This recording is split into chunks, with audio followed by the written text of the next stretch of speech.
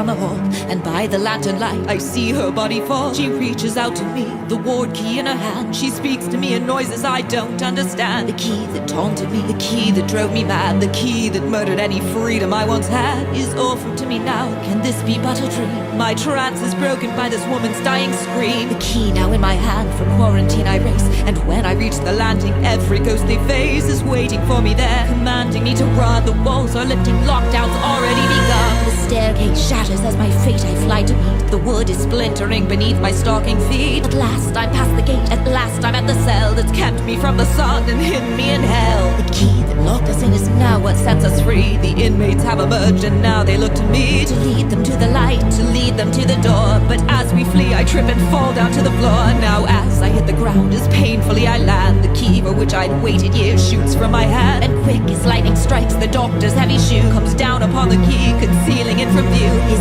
eyes are burning red with madness. This is when he picks it up and turns to lock us in again. I leap upon him, for I've nothing left to lose. He overpowers me and asks the girls to choose. He runs his blade across my throat as if to say that he will take my life if they don't walk away. Retreat, they do it once without a second thought. They only know that we were free and now we're not. And then I feel my darling Annie's master key from all those years ago still tied above my knee. It glows against my skin but doesn't cause me pain. What happens next I cannot possibly explain. It pulls me from the floor, it pulls me towards the gate. It fits into the lock and every last inmate is breathless as the bars swing open with a creak. And no one's seen to move and no one's heard to speak. And all at once the clock from 50 floors below is loudly striking 4, and suddenly I know what must be done. There can be no one left alive. The doctors all must die if we are to survive. It's time to show our strength, it's time that we unite. It's time to change the game, it's time we learn to fight. It's time this house is ours, it's time we take it back. It's time for bloody war.